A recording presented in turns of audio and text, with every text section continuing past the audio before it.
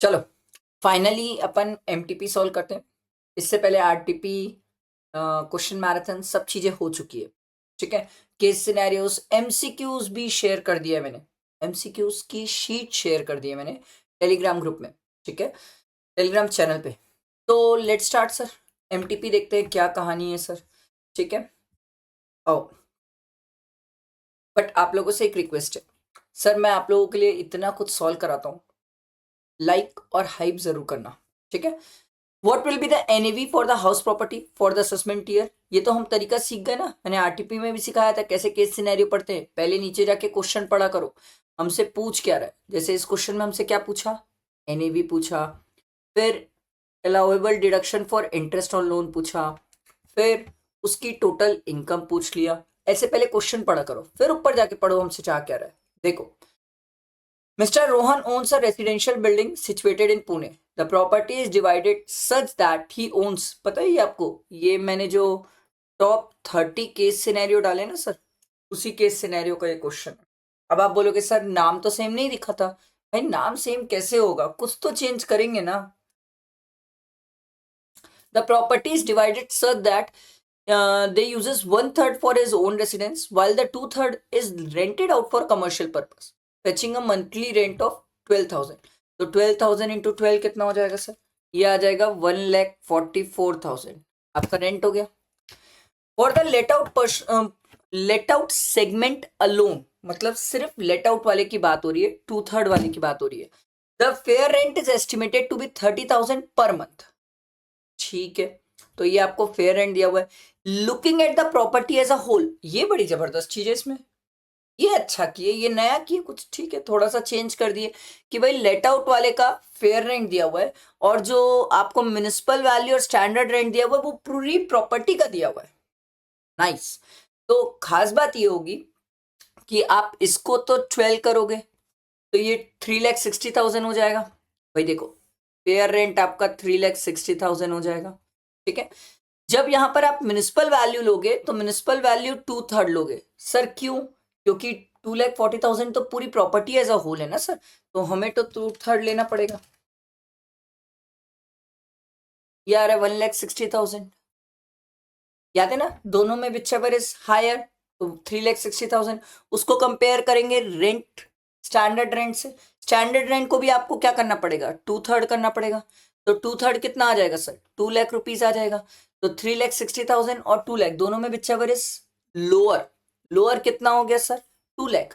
तो हमारा जी A V कितना हो गया सर, 2,00,000।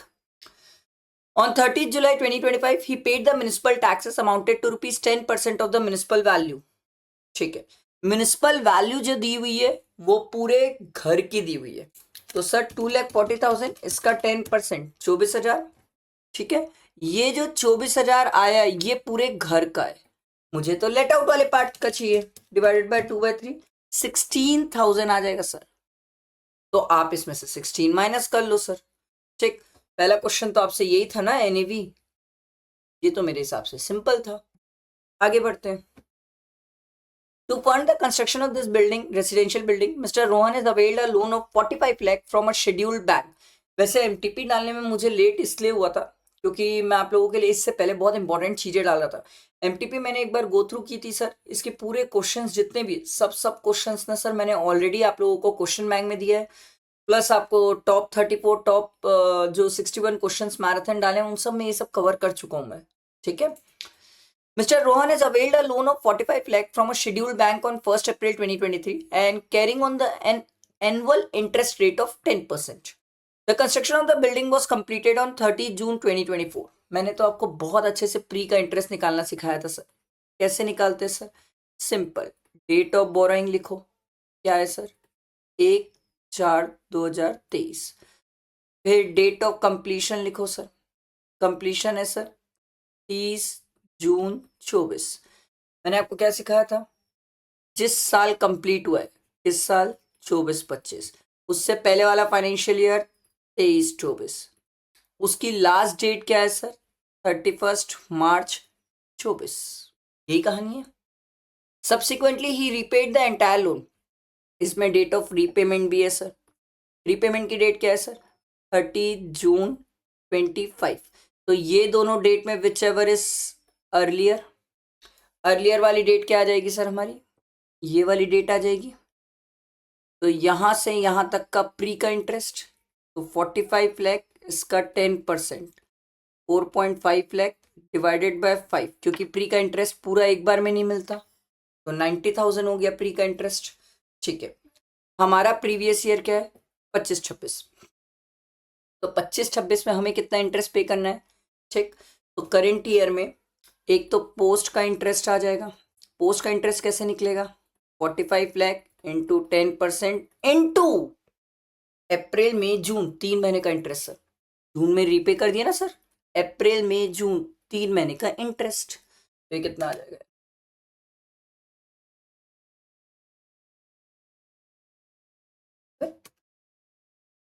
45 लाख इंटू 10% था ना, हाँ 10% इंटू 2 डिवाइड इंटू 3 यार, तो 3 डिवाइडेड बाई 12, ये आ रहा है सर 112500। ठीक है, इसमें प्लस कर लो 90,000, तो ये आ रहा है सर 202500। अच्छा समझो, ये टोटल इंटरेस्ट है, ये पूरे घर का इंटरेस्ट है। हमें तो लेट आउट वाला चाहिए, इंटू 2 डिवाइडेड बाई 3, ये आ रहा है सर लेट आउट वाला 1,35,000। क्लियर, तो सिंपल है यार, मतलब सीरियसली इससे ज्यादा लेवल के तो क्वेश्चंस मैं आपको करा चुका हूँ। और he pays tax under default tax regime, तो जो सेल्फ ऑक्यूपाइड का इंटरेस्ट है वो तो मिलेगा भी नहीं, एकदम सिंपल। उसके बाद बोल रहा है sir determine is taxable income for the assessment year. चल इनकम निकालना है, निकाल लेते हैं। इसका एनएवी तक कितना आ गया था सर, एनएवी 1,84,000 आया था सर। एनएवी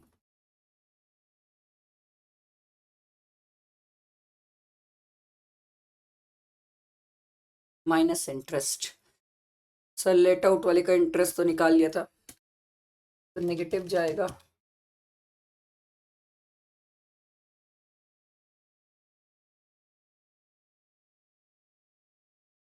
$6,200 का लॉस आ रहा है सर।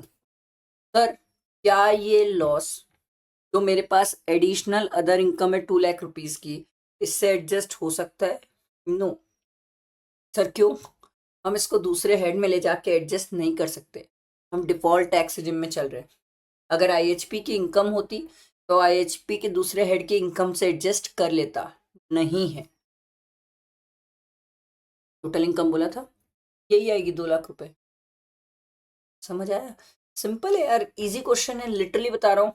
और ये वाला तो सेम है, ये तो सेम है जो मैं आपको केस सिनेरियो में पहले भी करा चुका हूँ, बट ठीक है मैं आपको वापस बता देता हूँ, कोई इशू नहीं है, बट ये सेम है, सेम। रेसिडेंशियल स्टेटस बोल रहा है मिस्टर प्रकाश का, आपको बोल रहा है सर 194 आईबी में कितना टीडीएस होने वाला है सर। ठीक है, and what is the correct statement with regards to advance tax liability sir, ये एडवांस टैक्स लाइबिलिटी से रिलेटेड क्या रिक्वायरमेंट है। ठीक है, चलो पढ़ते हैं। Mr. Prakash, a citizen of India, required professional guidance to file his return of income for the financial year 25-26. He provided the following financial and travel records of the previous year 25-26. He possesses a residential property in Hyderabad which is let out to Mr. Bikas, a salaried employee, at a monthly rent of 75,000. Salaried है, 194 IB apply होगा, आई नहीं हो सकता, आई में तो business profession वाले आते हैं सर, आई बी अप्लाई होगा। ठीक है, आगे बढ़ते हैं। अच्छा आईबी में याद है सर, अगर स्टूडेंट को याद होगा तो सर 50,000 की लिमिट है सर, तो यहाँ तो 50,000 से ज्यादा है सर, ऑब्वियसली सर टीडीएस की बातें। Mister Prakash claim that the rental income constituted his sole source of earning, मतलब ये बोल रहे हैं मेरी तो यही अर्निंग है, रेंटल इनकम ही। ठीक है, however his bank statement revealed additional informations. ठीक है, first, a total credit of 23,975 was received as an income tax refund, which include 5,775 as interest on refund. ये जो interest on refund है ये कहाँ taxable होता है? IUS. Second, 55,000 was credited in his bank account.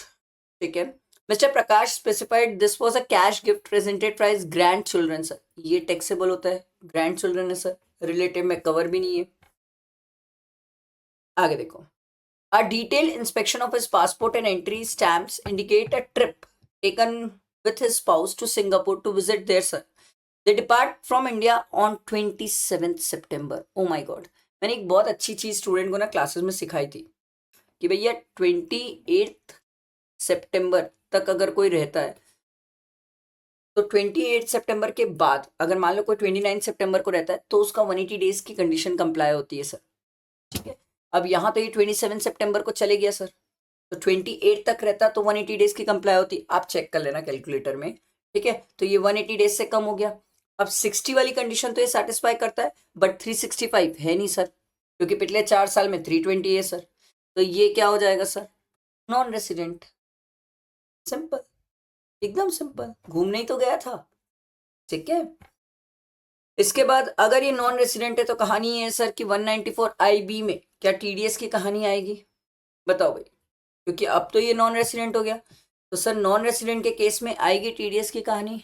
No, 194 IB resident के case में applicable है, नॉन रेसिडेंट के केस में एप्लीकेबल ही नहीं है। ठीक है, उसके बाद ये बोल रहा है सर कि एडवांस टैक्स, क्या एडवांस टैक्स की लाइबिलिटी आएगी? तो सर देखो, इसको रेंट मिलता है 75,000 इंटू 12,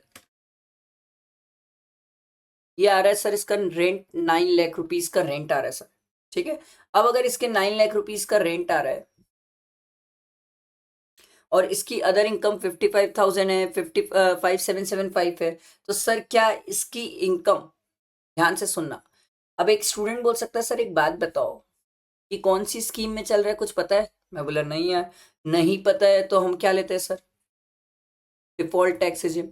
अब एक स्टूडेंट बोलेगा सर डिफॉल्ट टैक्स रिजिम में 12 लाख तक तो रिबेट है 87A में, हाँ है ना, पर इसको क्यों मिलेगी, ये तो नॉन रेसिडेंट है, नॉन रेसिडेंट को हम कब से रिबेट देने लगे, रेसिडेंट को देते भैया, नॉन रेसिडेंट को थोड़ी फायदा दे दोगे। तो इसकी इनकम तो 9 लाख है सर, और इसकी इनकम अगर 9 लाख है तो इसका टैक्स भी आएगा सर, पहले 4 लाख तक नील, अगला बचा 5 लाख, फिर अगले 4 लाख पे 5%, याद है? तो इसका 20,000 से तो ज़्यादा ही टैक्स आएगा। और एडवांस टैक्स के लिए हमने क्या पढ़ा था सर कि भैया अगर आपका टैक्स 10,000 से ज़्यादा है तो आपको एडवांस टैक्स देना पड़ेगा, उसका तो 10,000 से ज़्यादा टैक्स है। समझ आया? जबरदस्ती चीज़ें कॉम्प्लिकेट ना करो, आप जबरदस्ती ज़्यादा सोचते हो, ज़्यादा कॉम्प्लिकेट करते हो और ज़्यादा बिगाड़ देते हो चीज़ें। Too much analysis lead to paralysis, किसी चीज को सिंपल रखना ज्यादा अच्छा है, हर चीज को कॉम्प्लिकेट करोगे तो और कॉम्प्लिकेट हो जाती है वो चीजें। समझ आया? इजी। और नेक्स्ट, अरे बाप रे, ये तो सेम, ये तो सेम क्वेश्चन है, बहुत ही सेम क्वेश्चन, मतलब नाम भी चेंज नहीं किया, वही चीजें हैं सर।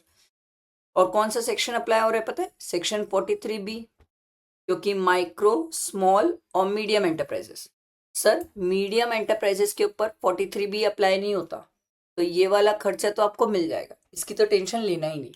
ठीक है, देखो, मिस्टर जेस commenced a business of manufacturing tables. He maintain his books using the mercantile accounting system. Accrual basis में books maintain करता है। During the year he acquired raw material from supplier PQR. ठीक है भाई, P माइक्रो है, Q small है, micro और small covered है 43B में। डेट ऑफ परचेज दिया है, payment due as per the return agreement if any, तो 30 डेज, तो हमने तो एग्रीमेंट के केस में 45 डेज या फिर जितने दिन का आपने एग्रीमेंट बनाया है, दोनों में which ever is earlier sir, 45 तो मैक्सिमम डेज है, तो ये 30 डेज वाली कहानी है, तो सर ये वाला खर्चा भी मिल जाएगा, कोई दिक्कत ही नहीं है, डेट ऑफ परचेज और 30 डेज के अंदर पेमेंट भी हो रहा है सर। 30 डेज के अंदर पेमेंट हुआ, एक मिनट एक मिनट एक मिनट, 3 डेज के अंदर तो पेमेंट नहीं हुआ है, नहीं नहीं नहीं नहीं नहीं, ये तो 30 डेज के अंदर पेमेंट ही नहीं हुआ है। नाइस, तो एक स्टूडेंट का क्वेश्चन सर 30 डेज के अंदर पेमेंट नहीं हुआ है तो क्या ये खर्चा मिलेगा? तो भी मिल जाएगा सर, क्यों सर, ये क्यों मिल गया सर? रीजन ये है सर, 30 डेज के अंदर पेमेंट नहीं हुआ, बट सर क्या उसी फाइनेंशियल ईयर में पे हो गया है? हाँ सर, 25-26 में ही पे हो गया है। ठीक है, 30 डेज के अंदर पेमेंट नहीं हुआ है, फाइन, मैं तो खुद मान रहा हूँ, बट क्या उसी फाइनेंशियल ईयर में पेमेंट हो गया है? हाँ, उसी फाइनेंशियल ईयर में पेमेंट हो गया है, तो खर्चा क्यों नहीं अलाउ करोगे सर? आराम से खर्चा मिल जाएगा, कोई दिक्कत नहीं है। ठीक है, हाँ, इस फाइनेंशियल ईयर से अगर नेक्स्ट चले जाता तो हम अलाउ नहीं करते। ठीक है, तब ध्यान रखना। फिर उसके बाद देखो, date of purchase 17/3/2027, date of purchase 7 lakh है, नो रिटर्न एग्रीमेंट, नहीं है रिटर्न एग्रीमेंट, तो हमारे पास कहानी कितने दिन की होती है? 15 डेज की सर। अब यहां पर डेट ऑफ पेमेंट क्या हो रहा है सर? नेक्स्ट ईयर चले गया, देखो देखो देखो देखो, date of payment next year चले गया, date of payment next year चले गया, तो यहां तो इस साल में करंट ईयर में पे ही नहीं हुआ है सर, करंट ईयर में पे ही नहीं हुआ है, तो अब ये खर्चा क्यों आप अलाउ करोगे? अब ये खर्चा आप क्यों अलाउ करोगे? ये खर्चा अब आप अलाउ ही नहीं कर सकते सर, क्योंकि करंट ईयर में पे ही नहीं हुआ है।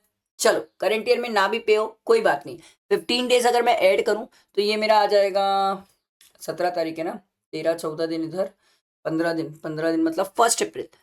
भाई क्या फर्स्ट अप्रैल को पेमेंट हो गया है? नहीं सर, 15 दिन के अंदर हो जाना चाहिए था ना, 43B तो यही बोला था, तो 15 दिन के अंदर पेमेंट ही नहीं हुआ, तो ये खर्चा हम अलाउ ही नहीं करेंगे। समझ आया? 15 डेज 45 डेज का कंसेप्ट, इसके तो अच्छे अच्छे क्वेश्चन भी कराया हूं मैं आपको, बहुत सिंपल है यार, बहुत ही सिंपल है, आराम से, कोई हड़बड़ाना नहीं है, जबरदस्ती प्रेशर मत दो उस चीज को कि ओ माय गॉड कुछ अलग आ जाएगा, कुछ चमत्कार नहीं रे भाया, बहुत सिंपल है। आप जबरदस्ती कॉम्प्लिकेट करोगे तो खुद कंफ्यूज हो जाओगे, बहुत सिंपल। एग्रीमेंट है तो 45 डेज देखना, नहीं है तो 15 डेज देखना, सिंपल। और अगर एग्रीमेंट में पहले बता दिया है तो वो पहले वाला टाइम पीरियड देखना, 30 डेज चेक किया, फिर आप बोलोगे सर फिर ये वाला क्यों अलाउ कर दिए? क्योंकि सर ये इसी साल पेमेंट हो गया, मान लो गलती से ये भी 1 अप्रैल लिख देता ना, तो मैं ये वाला भी खर्चा नहीं देता, फिर तो मैं ये वाला भी नहीं देता। अरे बात समझ, बेटा दिमाग में कंसेप्ट क्लियर रखो सर। तो हमें दो खर्चे मिल जाएंगे, 5 और 8। लो भाई, ये 13 की कहानी, समझ आई बात? और ये तो भाई साहब, ये तो मेरे हिसाब से एक जन्मता बच्चा भी बना लेगा सर, कि सर इसमें हमारे पास 60% tax, 25% surcharge plus 4% education cess, 78% होता है, 5,46,000 होता है। ठीक है, चलो डिस्क्रिप्टिव वाला पार्ट देखे, देखो क्या कहानी दी हुई है, पहले नीचे आके पढ़ो हमसे क्या चाहता है। Compute the total income and tax liability as per the most beneficial scheme for Sana for the assessment year 26-27। ओहो हो, सेम क्वेश्चन सर, कहां पर किए? दो जगह कराया हूं, एक टॉप क्वेश्चंस में कराया हूं, दूसरा टीटी का जो 61 क्वेश्चन का मैराथन लिया था उसमें भी यही क्वेश्चन है, सेम सेम। फिर भी मैं आपके साथ डिस्कस करता हूँ। Sana age 40 years is an advocate taxation, she keeps her books of account on accrual basis. बहुत सारे स्टूडेंट का मेरे पास इससे रिलेटेड क्वेश्चन था, सर ये जो एक्रूवल और कैश देता है इसमें क्या फर्क हो जाता है? मैं आपको समझाता हूँ। अगर मान लो कोई खर्चा आपको एक्रूवल बेसिस, मतलब कोई अपनी बुक्स अगर एक्रूवल बेसिस में बना रहा है, तो उस केस में अगर कोई पर्सन नेक्स्ट ईयर का, चलो मेरे को तो याद भी है, मैं तो ये क्वेश्चन कराया हूँ, ये देखो ये रहा पॉइंट, आप जाके देख लो टॉप 61 क्वेश्चन के पीडीएफ में ये क्वेश्चन है, पीडीएफ में ये क्वेश्चन लिख के करवाया हूँ। सर कोई पर्सन अगर एक्रूवल बेसिस में बुक्स मेंटेन कर रहा है और वो नेक्स्ट ईयर का भी पेमेंट अगर इस साल कर देता है, तो सर वो जो नेक्स्ट ईयर का पेमेंट इस साल किया है वो इस साल अलाउड नहीं होगा। जैसे ये 1/10/2025 है, टिल 31 मार्च 2026 तक का खर्चा, मतलब 6 मंथ का खर्चा अलाउड हो जाएगा। फिर 1/4/26 से लेके 30/9/26 तक ये 6 महीने का खर्चा आपको अलाउ नहीं होगा। क्यों नहीं होगा? क्योंकि हम बुक्स एक्रूवल बेसिस में बना रहे हैं, अगर कैश बेसिस में होता तो ये पूरा खर्चा आपको मिल जाता। समझ आई बात? चलो सेम क्वेश्चन बनवाया हूं यार, सेम सेम डिक्टो सेम, फिगर सेम से सब सेम, नाम चेंज हुआ है बस, नाम चेंज। देखो आओ पहले क्रेडिट साइड से देखते हैं सर, आप लोग कहानी नेट प्रॉफिट से चालू करोगे, क्रेडिट साइड से देखते हैं। Dividend from Indian company, sir आईयूएस की इनकम है, यहां से हटाओगे आईयूएस में ले जाओगे। Interest on deposit certificate issued under gold monetisation scheme, sir ये एग्जेम्प्ट है, तो पीजीपी से लेस करना और आईयूएस में ले जाके ये ट्रांजेक्शन लिखना और एग्जेम्प्ट लिखना। अब बहुत सारे स्टूडेंट पूछते हैं सर ये एग्जेम्पशन पढ़ते कहाँ हैं हम? सर आईयूएस के चैप्टर में ही हम पढ़ते हैं ये सब एग्जेम्पशन, सेक्शन 10 की लिस्ट है वहां पर मैंने ये पढ़ाया है सर। ठीक, होनारियम रिसीव्ड ये आईयूएस में जाता है सर, रेंट जो है ये आईएचपी में जाएगा, ठीक है, क्योंकि रेंट रिसीव्ड है। स्टाफ सैलरी से दिक्कत नहीं है, रेंट से दिक्कत नहीं है, एडमिनिस्ट्रेटिव एक्सपेंस से दिक्कत नहीं है, इंसेंटिव से दिक्कत नहीं है, मीटिंग सेमिनार एंड कॉन्फ्रेंसेस से दिक्कत नहीं है। परचेज ऑफ कार यहाँ नहीं आएगा सर, कैपिटल नेचर का खर्चा है। यहाँ क्या कर रहे हो सर, इसमें आप डेप्रिसिएशन ले लेना sir, repair and maintenance of car चलेगा, ट्रेवलिंग एक्सपेंस चलेगा, म्युनिसिपल टैक्सेस यहां से हटाओ सर, आईयूएस में सर आईएचपी में लेके जाओ सर, म्युनिसिपल टैक्सेस है ना, घर के साथ जाएगा। आगे देखो, administrative expense include 50,000 as paid to consult tax consultant in cash. Cash नहीं करना चाहिए था सर, हम तो सीख गए सेक्शन 40A3 जो आपको प्यार से बोला था कैश मत करना, cash is not allowed, cash is not allowed, ठीक है। तो ये डिसअलाउ हो जाएगा खर्चा, आप ऐड कर दोगे नेट प्रॉफिट में। The travelling expense include expenditure incurred on foreign professional tour of 50,000 which was with in the RBI norms. इसके ना आईसीएआई ने 2 ट्रीटमेंट दिए और इंस्टीट्यूट ने बोला दोनों ट्रीटमेंट अलाउड है। एक स्टूडेंट इसको बोल सकता है कि सर पर्सनल नेचर का खर्चा है, अलाउ नहीं होगा, और एक बोल सकता है प्रोफेशनल नेचर का खर्चा है, अलाउ हो जाएगा। दोनों ट्रीटमेंट एग्जाम में अलाउड है। मेरे हिसाब से प्रोफेशनल मानना चाहिए और एक्सपेंस अलाउ करना चाहिए और नीचे नोट डालना चाहिए, ठीक है। आगे बढ़ते हैं। Sana paid a medical insurance premium for her parents, senior citizen and not dependent on her, online amounted to ₹47,000, ठीक है, मिल जाएगा। She also paid 8,500 by cash towards preventive health checkup for her and spouse. Sir preventive health checkup का मैं अपना 5,000 ले लूंगा और पेरेंट्स का एटीडी में, दोनों चीजें एटीडी में मिल जाएगी मेरे, ठीक है, दोनों चीजें एटीडी में मिल जाएगी। बहुत सारे स्टूडेंट इस पे लड़ सकते हैं, लड़ना नहीं है, एटीडी में दोनों मिल जाता है, कोई दिक्कत नहीं है। रिपेयर का तो खर्चा मैंने आपको समझाया सर, क्या कहानी है। She paid 1 lakh towards advance tax, तो एडवांस टैक्स लास्ट में माइनस कर लेना जो भी आप टैक्स लाइबिलिटी निकालोगे। बिलीव मी यही सेम क्वेश्चन मैंने करवा चुका है यार, 2 बार करवा चुका हूँ, 2 बार लिख के करवा चुका हूँ, अब तो फिगर्स के साथ याद हो गया। इसीलिए मैंने आपको बोला कि भाई ये क्वेश्चन आप एक बार देख सकते हैं, मेरे हिसाब से देख सकते हैं, क्योंकि ये क्वेश्चन मैंने 2 बार करवाया हुआ है। अब 2 बार कराने के बाद सच बताऊं मेरे को ही रट गया। इसीलिए तो मैं बोलता हूँ यार, जो स्टूडेंट जितना ज्यादा प्रैक्टिस करेगा, जो स्टूडेंट जितना ज्यादा प्रैक्टिस करेगा उसको उतना ज्यादा वहां एग्जाम में बेनिफिट मिलता है। क्योंकि जब आप प्रैक्टिस करते हो ना तो आपके दिमाग में चीजें बैठती है, बार बार कोई भी चीजें करने से ना। अब आप बोलोगे सर एग्जाम में सेम ट्रांजेक्शन थोड़ी का आता है, अरे नहीं आता भाई, मैं तो खुद बोल रहा हूँ सेम नहीं आता, सिमिलर आता है। बट अगर एक बार देखा हुआ रहे तो हमारा दिमाग दौड़ता है, नहीं तो आप समझो हमारा दिमाग कैसे दौड़ेगा। इसीलिए practice makes the man perfect. मजा आई कहानी। चलो, तो ये आप निकालना सर दोनों बेनिफिशियल, ये तो बहुत ही इजी क्वेश्चन है, मतलब ऐसा एग्जाम में आ जाए तो स्टूडेंट तो AIR ले आएगा सर, मैं तो आराम से बोल रहा हूँ स्टूडेंट AIR ले आएगा, मेरे क्वेश्चन ही देख के AIR ले आएगा। चलो अगला देखते हैं। मिस्टर शर्मा, पहले नीचे आके पढ़ो। Determine the capital gain tax liability if it's to assume that the remaining income exceed the basic exemption limit, ठीक है भाई। Mr. Sharma, prudent investor, acquired gold jewelry for 3,25,000 in January 2023 to diversify his portfolio. Capitalizing on a market surge, he subsequently disposed of. बेच दिया, तो indexation तो होता नहीं है, 1 सेकेंड में कैपिटल गेन आ जाएगा। 4,75,000 माइनस 3,25,000, अबे 4,75,000 माइनस 3,25,000, ये आ जाएगा 1,50,000। इसका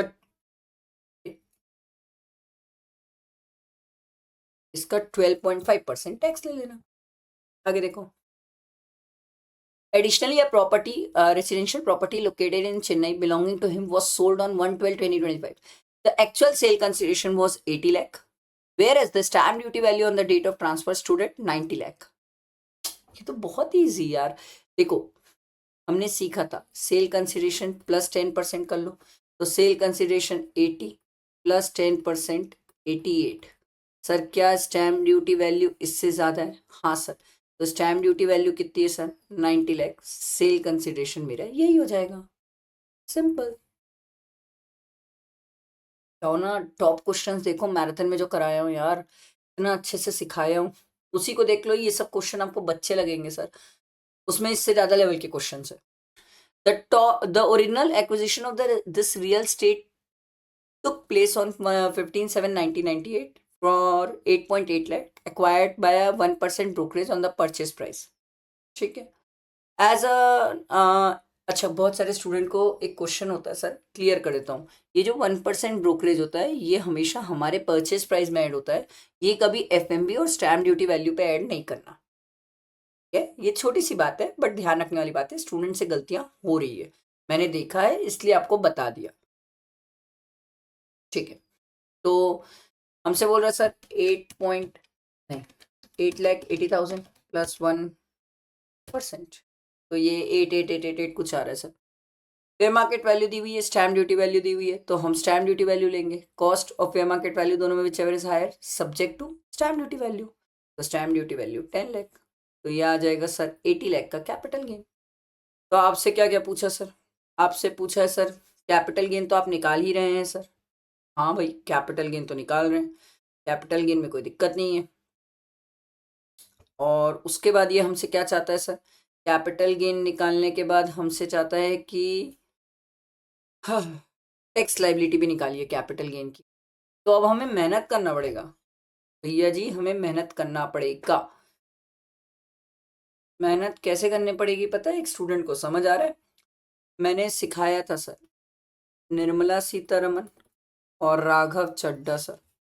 इसका 12.5% करोगे तो निर्मला सीतारमन है, और इसी का क्या बोलते हैं ये राघव चड्ढा के लिए तो मेहनत करना पड़ेगा।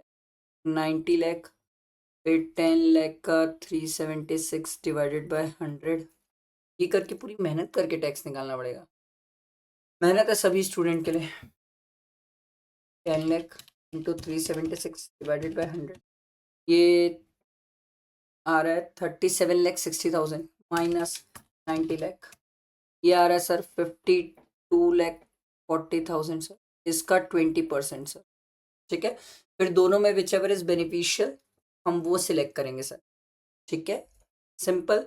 अच्छा, एक बात का बस ध्यान रखना, यहाँ जब आप टैक्स निकालोगे तो छोटी सी बात का ये ध्यान रखना कि भाई आपकी इनकम जो है कोई भी लो, 80 वाला लो या 52.4 लो, जो भी लोगे 50 लाख से ऊपर जा रहा है तो 10% सरचार्ज भी ध्यान रखना। बाकी क्वेश्चन बहुत ईजी है, सिंपल है। आया समझ कैसे करना होगा? बहुत सिंपल, आराम से बन जाएगा। तो आप चाहो तो ये देखो, इसका 20% 10,48,000 और 80 लाख का 12.5% 10 लाख आ रहा है। तो सर ये 10 लाख वाला टैक्स कम है, निर्मला सीतारमन दीदी जीत गई। ठीक है, 10 लाख की जीत गए, तो 1,50,000 into 12.5% plus 10 lakh plus 10% surcharge plus 4% education cess, तो फाइनली टैक्स आपका कितना आ रहा है पता है? फाइनली आपका टैक्स आ रहा है 116,450 बहुत सिंपल है यार, यही सब क्वेश्चंस तो मैंने आपको कराया है सर। इसीलिए मैं स्टूडेंट को बोलता हूँ आरटीपी और टॉप क्वेश्चंस कर लो यार। एमटीपी मेरे हिसाब से एज कम्पेयर बहुत ईजी है, बहुत ही ईजी है। देखो mister Kabir and Indian citizen, हाँ जीएसटी में थोड़ा अच्छे अच्छे पॉइंट्स है। Frequently travel abroad for the commercial venture as well as for the leisure trip for the financial year 25-26 he departed from the Mumbai port on 20th April 2025 and return to India on 15th October. ये गया 20 अप्रैल को है, आया 15th अक्टूबर को है। कितने दिन हो गए? अप्रैल के 11 दिन, अप्रैल मई जून जुलाई अगस्त सितंबर अक्टूबर, वाओ 179 डेज हुए सर। ठीक है, तो 179 डेज हो गए। अब ये 180 वाली कंडीशन तो सेटिस्फाई नहीं कर रहा है सर, बट 60 वाली तो कर सकता है, 60 डेज वाली। सर क्या ये 60 डेज वाली कंडीशन सेटिस्फाई कर सकता है? हाँ, 60 प्लस 365 डेज। अब 365 के लिए क्या करा जाए? हम्म,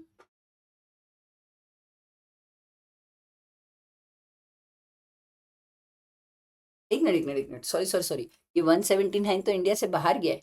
अरे यार 365 माइनस 179, ओ भगवान, 186 डेज ये इंडिया में, सॉरी 186 डेज ये इंडिया में, तो ये तो आंख बंद करके रेसिडेंट हो गया, और 700 डेज से लेस ये इंडिया में पिछले 7 सालों में, तो वो तो दोनों कंडीशन सेटिस्फाई होती तो तो फिर कहानी होती सर। ये तो एक condition was less than 700 days sir, याद है? 2 कंडीशन, 10 में से 9 साल क्या होना चाहिए? Non resident. और क्या बोलते हैं फिर, पिछले 7 ईयर्स में प्रिसीडिंग मतलब प्रीवियस ईयर को छोड़ के उसके पहले के 7 साल में 729 डेज से कम इंडिया में होना चाहिए सर। तो ये तो सर लेस देन 700 डेज है।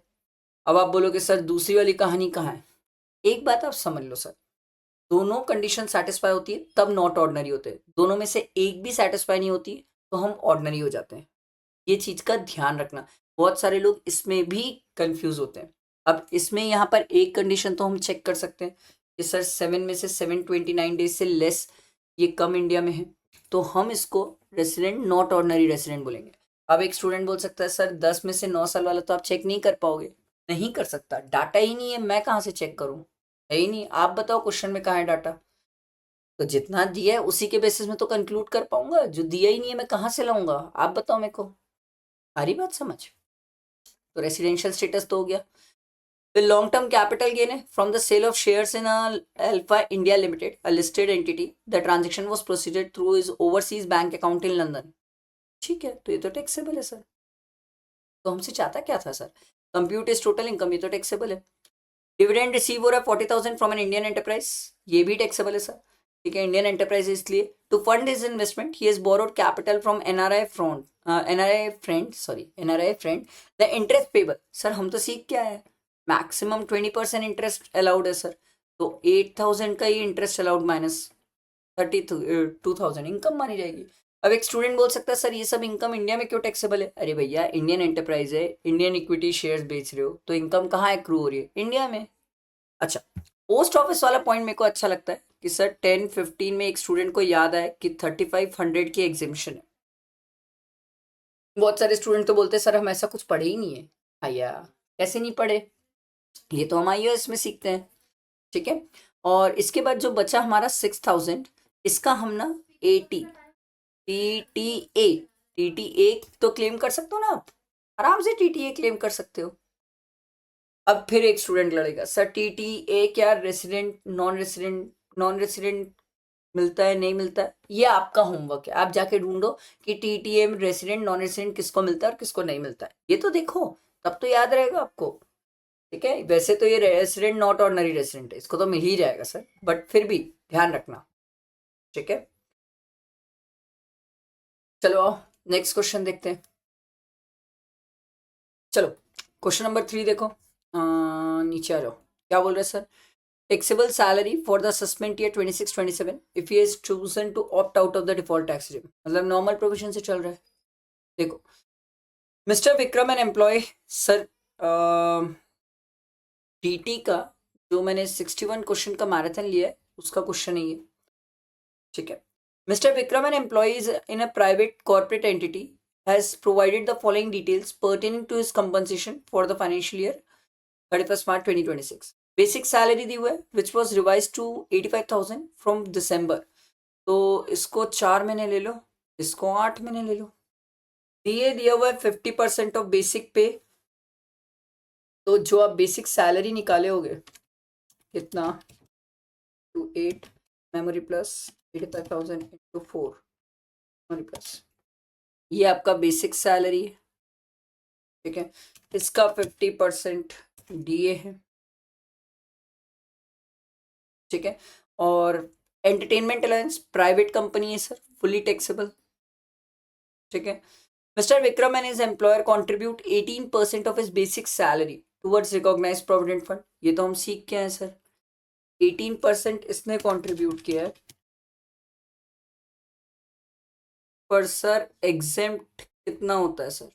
12% होता है, वो भी basic plus DA forming part, तो हमें निकालना पड़ेगा सर का नहीं 4,70,000 का 40% प्लस 9,40,000, इसका 12%, ये आ रहा है sir 135,360। 12% basic plus DA forming part लेना। ठीक है, तो इसको माइनस कर लो 169200, तो ये आ जाएगा सर 33,840।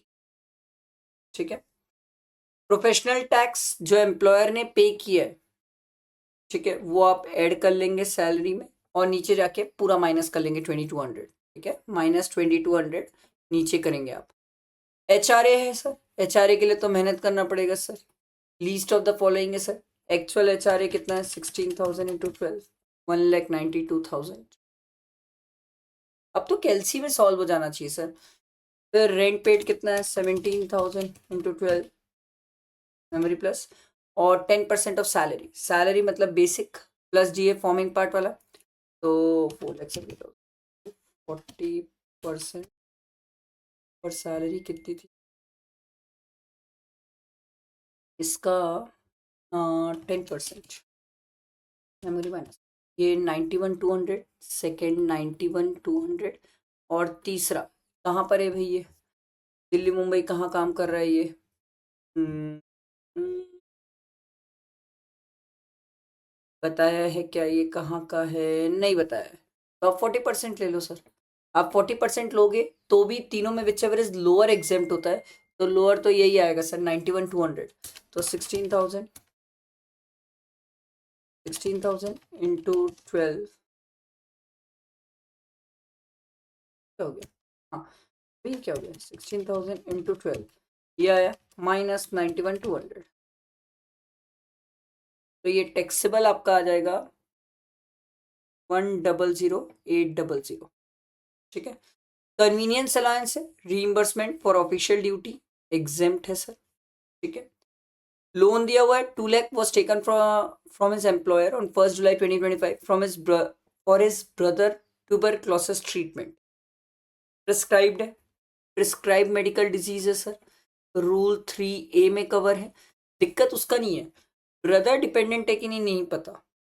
अगर आप ब्रदर को डिपेंडेंट मानोगे तो एग्जेम्प्ट, ब्रदर को डिपेंडेंट नहीं मानोगे टैक्सेबल।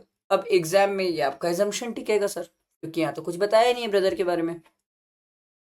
प्री एजुकेशन फैसिलिटी है सर। ठीक है, तो 900 रुपये है, कोई दिक्कत नहीं है सर। 1,000 रुपये तक तो वैसे भी एग्जेम्प्ट होता है सर, एजुकेशनल बेनिफिट। ठीक है। लीव ट्रेवल कंसेशन है, पहले एक बच्चा बाद में 2 बच्चा चलेगा, 2 ही बच्चे काउंट होंगे, एग्जेम्प्ट है। सिंपल क्वेश्चन था यार, इससे ज़्यादा तो मैं आपको अच्छे लेवल के टॉप 34 और टॉप 61 क्वेश्चंस में करा चुका हूँ मैराथन में। ये तो ज़्यादा इजी क्वेश्चन है, इसमें ज़्यादा कुछ नहीं है सर, इजी क्वेश्चन था। और next, examine the following distinct scenarios and determine whether this persons required to file. ऐसे ही सर MTP सॉल्व करना चाहिए एलसी में, लिटरली बता रहा हूँ सर। क्या उसको रिटर्न फाइल करने की जरूरत है कि नहीं? सर पहला पॉइंट, उसके बिजनेस का टर्नओवर एक्सीड कर रहा है, मतलब बिजनेस का टर्नओवर है 65 लाख, तो रिटर्न फाइल करना पड़ेगा। यस, रिटर्न फाइल करना पड़ेगा। 60 लाख की लिमिट है, ये तो नया वाला चेक कर रहा है आपसे लिमिट्स। इलेक्ट्रिसिटी कंजम्पशन 1 लाख से कम है सर, नहीं है, इस केस में रिटर्न की जरूरत नहीं है। फिर दिनेश है, उसका सेविंग अकाउंट है, सेविंग अकाउंट में पैसा पड़ा है एंड डिपॉजिट, ये देखो, सेविंग अकाउंट SBI और HDFC के है, और करंट अकाउंट एक्सिस बैंक के साथ है। तो एक्सिस बैंक में इसने डाला है 75 लाख। करंट अकाउंट की लिमिट 1 करोड़ थी और सेविंग अकाउंट की लिमिट 50 लाख थी, तो ये दोनों को ऐड किया, 50 लाख से ज़्यादा हो गया, रिटर्न डालना पड़ेगा सर। कैश विड्रॉ किया है 1 करोड़ 20 लाख सर, तो 194N का इम्प्लीकेशन, 1 करोड़ से ऊपर कैश विड्रॉ करते हो तो 2% TDS है, और 2% एक्सेस अमाउंट पे, तो 20 लाख, इसका 2% सर 40,000। 40,000 TDS है सर, तो हमने सीखा था सर 25,000 से ज़्यादा अगर TDS TCS का अमाउंट है तो रिटर्न डालना पड़ेगा। सिंपल। आओ देखो, ये तो सेट ऑन सेट ऑफ का क्वेश्चन लग रहा है, और नीचे देखो क्या बोल रहा है। You are required to calculate mister Sharma's gross total income, निकालने बोले for the assessment year 26-27, also determine the amount of any loss that is eligible to be carry forward. ठीक है, ओके। और mister Sharma is furnish is return of income for the assessment year 25-26, मतलब previous year 24-25, पिछले साल की बात कर रहा है। ठीक है, और पिछले साल इसने 115 BAC लिया था, इस साल की बात नहीं कर रहा है, पिछले साल 115 BAC लिया था, इस साल तो कुछ बताया ही नहीं है। इस साल अगर कुछ नहीं बताया तो भी 115 BAC है। ठीक है, चल अब ऊपर पढ़ते हैं, देखते हैं। Mister Sharma resident individual has provided the following details pertaining to his income and losses. देखो सैलरी दी हुई है, ठीक है, लॉन्ग टर्म लॉस है, अगर गेन होगा तो एडजस्ट होगा, अदरवाइज कैरी फॉरवर्ड कर देंगे, ठीक है, नहीं तो carry forward. Income derive from letting out house property situated in Jaipur, ठीक है, और लॉस भी दिया हुआ है। ओ माय गॉड सर, क्या ये इनकम और लॉस आपस में एडजस्ट हो सकते हैं? हाँ, क्यों नहीं हो सकते सर? सर अगर मैं करंट ईयर में 115 बीएससी लिया भी हूँ तो आईएचपी की इनकम और आईएचपी का लॉस तो एडजस्ट होता है ना सर। दूसरे हेड में मत ले जाना, इस हेड में तो एडजस्ट कर लो। Interest pertaining to the self occupied property, नहीं नहीं नहीं नहीं सर, सेल्फ ऑक्यूपाइड का तो इंटरेस्ट आप ले ही नहीं सकते क्योंकि आप 115 बीएससी में हो। विनिंग फ्रॉम लॉटरी सर, इसको आईयूएस में ग्रॉस करके ले जाना, और इससे तो कुछ एडजस्ट होगा नहीं sir. Profit and gain deriving from manufacturing business after deduction of normal depreciation, सही है। एडिशनल डेप्रिसिएशन कैसे माइनस कर दिया बे? एडिशनल डेप्रिसिएशन ऐड कर लो सर, क्योंकि 115 बीएससी लिया हूं ना मैं, और अगर मैं 115 बीएससी लिया हूं तो एडिशनल डेप्रिसिएशन नहीं मिलता। आप नॉर्मल क्लेम कर लो, नॉर्मल के लिए मनाही नहीं है, एडिशनल क्लेम नहीं कर सकते सर, ठीक है। अगला एडिशनल इंफॉर्मेशन दी हुई है, देखो business loss from the manufacturing business, क्या ये बिजनेस का लॉस हम एडजस्ट कर सकते हैं? हाँ। अच्छा एक बात ध्यान रखना, कभी भी इनकम एग्जाम में सेट ऑन सेट ऑफ का क्वेश्चन बनाओ तो सीक्वेंस ऐसा रखना, इंटर सोर्स, इंटर हेड, फिर ब्रॉड फॉरवर्ड। ब्रॉड फॉरवर्ड हमेशा लास्ट में, ब्रॉड फॉरवर्ड हमेशा लास्ट में, कभी भी लास्ट में करना, ठीक है। Normal depreciation that remain unabsorbed, sir ये क्या एडजस्ट कर लेंगे? हाँ, ये दोनों पीजीपी से हम एडजस्ट कर सकते हैं। सर क्या ये अनएब्सॉर्ब डेप्रिसिएशन दूसरी जगह जाके भी एडजस्ट हो सकता है? हाँ, बस सैलरी से मत करना, ठीक है। Loss from owing and maintaining of race horse, क्या इसकी इनकम थी हमारे? नहीं, इसकी तो कोई इनकम ही नहीं थी, इसको तो अभी भी कैरी फॉरवर्ड कर लो। देखो loss from let out property situated in Agra, अब देखो ये जो लॉस दिया हुआ है 2,10,000 का, ये ब्रॉड फॉरवर्ड लॉस है। कब का है सर? सर प्रीवियस ईयर 24-25 का लॉस है, ठीक है। और लास्ट ईयर हमने क्या लिया था सर? लास्ट ईयर हम 115 बीएससी लेके बैठे थे, ठीक। तो अगर मैं लास्ट ईयर 115 बीएससी लिया था तो लास्ट ईयर जो आईएचपी का लॉस था, ध्यान से सुनना, अगर लास्ट ईयर हमने 115 बीएससी लिया था तो लास्ट ईयर जो आईएचपी का लॉस था वो करंट ईयर में हम एडजस्ट नहीं कर सकते। करंट ईयर में भी तो मैं 115 बीएससी लेके बैठा हूं sir, very simple. Last year 115 BSc लिया था तो वहां का जो लॉस आया था आईएचपी का, वो लॉस हम दूसरे हेड में एडजस्ट नहीं कर सकते, सिर्फ आईएचपी में एडजस्ट होता है, कैरी फॉरवर्ड भी अलाउ नहीं करते वो। तो सर उस केस में करंट ईयर में वो लॉस को मैं एडजस्ट कैसे करूंगा? करंट ईयर में वो लॉस को मैं एडजस्ट कर ही नहीं सकता क्योंकि लास्ट ईयर मैंने 115 बीएससी लिया था। समझ आया? बैठे है दिमाग में? सिंपल है, एकदम simple, as simple. Last year मैंने 115 बीएससी लिया था, उसके कारण आईएचपी का लॉस क्लेम ही नहीं कर सकता था, तो जब क्लेम ही नहीं कर सकता था तो करंट ईयर में एडजस्ट कैसे करूं? क्लियर हुआ? ठीक है, चलो नेक्स्ट क्वेश्चन देखते हैं। टीडीएस का, ये तो मैंने आपको टीडीएस का क्वेश्चन करा चुका है सर। ये 194 क्यों पूछता है? 50 लाख से ऊपर है, 0.1% टीडीएस की कहानी है, ठीक है। ये वाला क्वेश्चन देखो क्या है भाई, made a payment of 12 lakh to global travel for 1 week holiday package. Oh oh oh, overseas tour package programme की बातें हो रही है सर। तो हमने सीखा है सर 10 लाख तक 5%, और 10 लाख से ऊपर कहानी गई तो 20%, ठीक है। Further sum on 28/3/2026 mister Kartik under the liberalised remittance scheme to remit 10 lakh, और दूसरा कुछ और रेमिट करना चाहता है ये 10 लाख। तो सर हमने पढ़ के आया 10 लाख तक तो कोई दिक्कत नहीं है सर, 10 लाख से ऊपर जाएगा तो फिर 20% टीसीएस आ जाएगा। सेक्शन याद है 2061G, ठीक है। आगे बढ़ते हैं। ये तो अपडेटेड रिटर्न का, ये आप चाहो तो मेरे जो टॉप 61 क्वेश्चन है उसमें, इसमें 2 साल का दिया, उसमें 3 साल का दिया मैं शायद। अपडेटेड रिटर्न की कहानी है, इसने फाइल किया सर 28 मई 2026 को। तो आओ सर, सर असेसमेंट ईयर 24-25, तो असेसमेंट ईयर कंप्लीट होने से 12, 24, 36 और 48 महीने तक हम अपडेटेड रिटर्न डाल सकते हैं। इसने कब डाला है? 28 5 26 को डाला है, मतलब 24 25 25 26 को नहीं डाला है, 26 27 को डाला है, मतलब आफ्टर 24 मंथ्स डाला है, तो 50% की कहानी है। तो इसका टैक्स कितना आ रहा है? 5,60,000। अरे बाप रे, टीडीएस 10 लाख है। ओ भाई साहब, इसका तो रिफंड है, और रिफंड है मतलब अपडेटेड रिटर्न डलता नहीं है सर। नेक्स्ट आगे देखो, 25 26 की कहानी है, यहाँ तो सर 12 मंथ्स में ही कवर हो जाएगा, ठीक है। तो इसका टोटल टैक्स 6,30,000 माइनस 2 लाख का टीडीएस प्लस 90,000 इंटरेस्ट वगैरह माइनस 1 लाख, तो ये 4,20,000 आ जाएगा सर, और इसका 25% सर। सिंपल, समझ आया? ये मैंने आपको इनकम टैक्स का पूरा कंप्लीट करा है, अभी जीएसटी वाला साथ बैठ के पूरा खत्म ही कर लो, ताकि एक बार में एमटीपी पूरी कंप्लीट हो जाए, ठीक है। चलो जीएसटी वाला पार्ट करते हैं।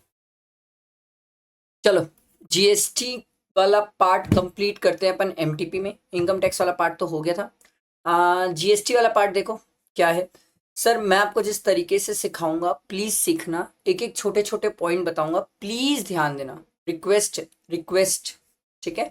इस बार एमटीपी सॉल्व कराने में थोड़ा सा लेट हो गया, रीजन ये था सर मैं आप लोगों के लिए बहुत सारी चीजें कर रहा था, एमसीक्यूज डाला, केस सिनेरियो डाला, टॉप क्वेश्चंस डाला, क्वेश्चन मैराथन लिया, फिर मास्टर क्वेश्चन डाला, बहुत सारी चीजें चल रही थी जिसके कारण मैं थोड़ा सा लेट हो गया आप लोगों के लिए एमटीपी लाने में। I am really sorry for that, but there आए दुरुस्त आए, बहुत जबरदस्त आपको एमटीपी समझाने वाला हूँ, ध्यान देना सर, ठीक है। चलो पहला क्वेश्चन, एमटीपी में क्या, हमेशा एग्जाम में भी ध्यान रखना सर, केस सिनेरियो में सबसे पहले अपन क्या करेंगे, नीचे आके क्वेश्चन पढ़ेंगे सर। आओ क्वेश्चन क्या बोल रहे हैं देखो, based on the fact of the case scenario given above choose the most appropriate answer to the question 9 to 14 carrying 2 marks each, ठीक है। GST on the shop and the residential flat rented out by the Priyanka Nair is payable by, देखो जैसे ही मैं इतना पढ़ा, मेरे को आगे ऊपर केस सिनेरियो नहीं पता, पर मेरे दिमाग में क्या चला पता है, देखो ये शॉप है, आप समझ नहीं रहे हो सर, कमर्शियल प्रॉपर्टी है, आप समझ नहीं रहे हो सर, कमर्शियल प्रॉपर्टी है तो आरसीएम सोचना है सर, क्योंकि सर हमने पढ़ा है तो सर अगर कोई सप्लायर है जो अनरजिस्टर्ड है, रिसिपिएंट रजिस्टर्ड है, और रेंटिंग ऑफ कमर्शियल प्रॉपर्टी है, तो आरसीएम अप्लाई होता है। अब वो तो ऊपर पढ़ेंगे तो देख लेंगे।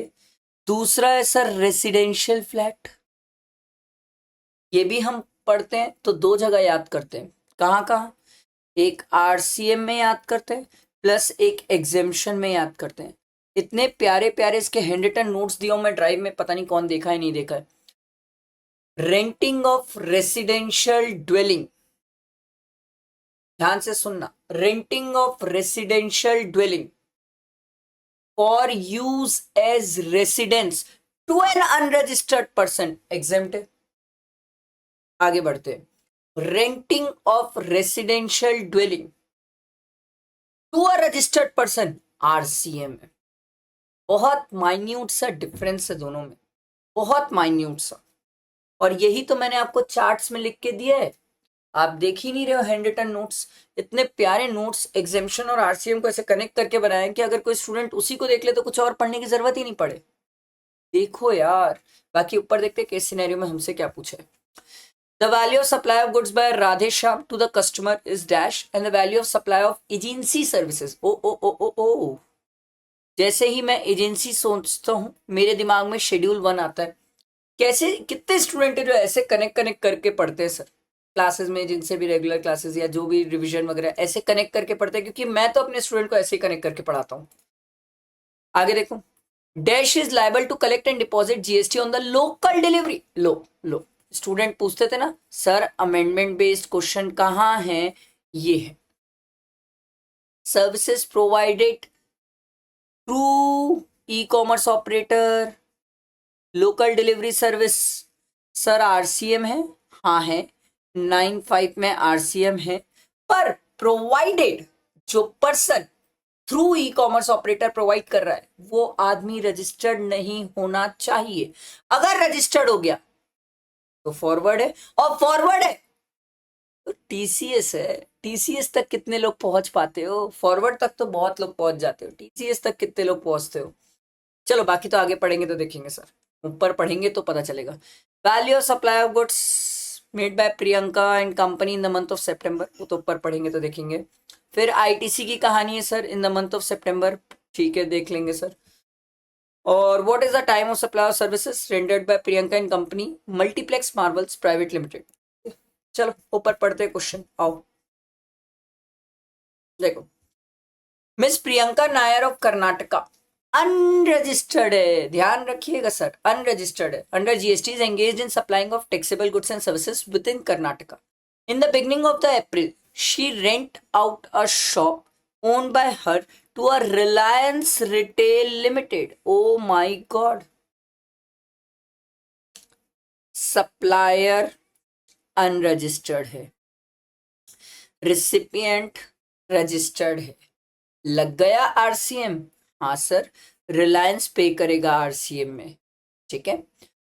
For commercial use she also rent out her residential flat to Ron Traders Private Limited, registered company for which uses it to provide residential accommodation to its manager. यही तो सिखाया sir, renting of residential dwelling to a registered person, RCM। Sir ये भी RCM में कौन पे करेगा? Company. तो मेरे हिसाब से पहले क्वेश्चन का तो आंसर ही मिल गया हमें। लो भैया, ये रहा sir, Reliance limited and Ron traders private limited. Sir आगे बढ़ते हैं। इन the month of May since her turnover exceed the threshold limit she obtained a registration under GST in the name of Priyanka and Company, a proprietor concern in the state of Karnataka, ठीक है।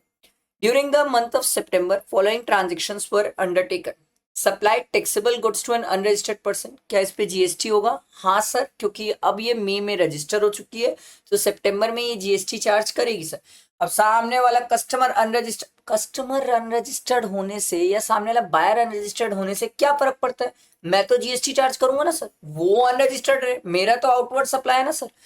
तो rate तो मैंने देखा ही नहीं, और rate देख लेते हैं। वैसे तो 9980 नहीं होता है, ये रहा सर, रेट तो वही होता है जनरली है ना, रट मत लेना, कई बार चेंज भी कर सकते हैं।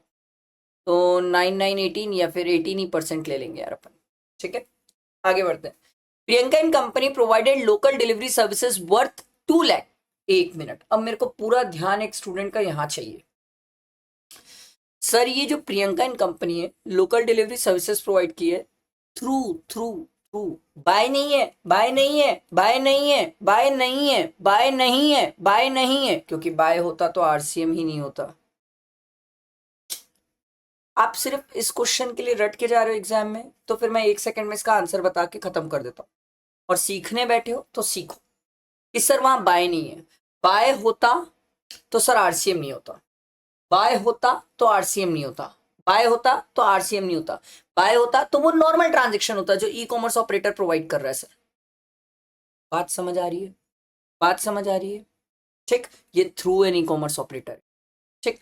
बट ये कब है? सितंबर में। क्या प्रियंका मई में अपने आप को रजिस्टर कर चुकी है? हाँ सर।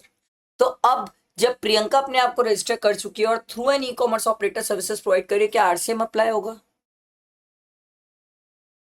ना सर। अगर मान लो प्रियंका अनरजिस्टर्ड होती सितंबर में, तो क्या आप आरसीएम कर देते? हाँ सर। अब यहां तो वो रजिस्टर्ड है तो आरसीएम हुआ नहीं, 95 का जो आरसीएम है वो तो आया नहीं सर। होगा क्या अब कहानी? अब अगर 95 का आरसीएम नहीं आया तो सर क्या टीसीएस आ सकता है? हाँ टीसीएस आ सकता है। इस क्वेश्चन में नहीं पूछा, आप सिर्फ इस क्वेश्चन के लिए क्यों पढ़ते हो यार? इसी क्वेश्चन के लिए पढ़ने बैठे हो तो फिर लो एकदम इंस्टेंट ट्रीटमेंट बता के खत्म कर देता हूँ क्वेश्चन, फिर मैं 15 मिनट में सॉल्व करा दूंगा पूरा। वो बड़ी बात नहीं है ना सर। सीखने बैठे ना तो सीखो ना, अच्छे से एक एक छोटे छोटे पॉइंट सीखो, यही तो सीखने बैठे हो। तो सर यहाँ तो आरसीएम नहीं है, ये हमसे पूछा था। रुको, लोकल डिलीवरी वाला एक क्वेश्चन मेरे को याद है, ये रहा सर। प्रियंका रजिस्टर्ड है, वही पे करेगी सर, ठीक है। आगे बढ़ते हैं sir. Next, Priyanka and company sold the shop earlier rented to retail Reliance Retail Limited for 12,40,000। Sir ये तो शेड्यूल 3 का ट्रांजेक्शन है sir. Neither supply of goods not supply of services, land और बिल्डिंग बेच रहे हैं sir. Priyanka and company paid 12,000 rent to municipal corporation for a shop taken on rent at a bus terminal in Karnataka. Oh my God, फिर ये RCM छू दिए sir, कैसे sir? Renting of immovable property by government, local authority, municipal corporation to a registered person, to a registered person other than ministry of railway. ये other than ministry of railway कितने लोगों को याद था? कसम खा लो सर अपनी अपनी, और या सोच के बता दो कि कितने लोगों को यहाँ पर याद था कि इस पॉइंट पे other than ministry of railway लिखा हुआ है। ये तो आरसीएम में सिर्फ इसी को मत सीखो ना मेरे भाया, यही आ गया तो ठीक है, चलो ओके फाइन, आपको ये करना था तो ये आरसीएम है, खत्म। ये तो आरसीएम है, मतलब प्रियंका एंड कंपनी को क्रेडिट मिल जाएगी सर, चलो इसकी कोई लड़ाई नहीं है, ठीक है। बट आप सिर्फ इसी पे क्यों अटके हो मेरे भाया? ये भी तो सोचो, वहां पर मिनिस्ट्री ऑफ रेलवे डाल दिया तो आरसीएम नहीं होगा ना, ये आपको ध्यान रखना होगा, ठीक है। चलो आगे बढ़ते हैं।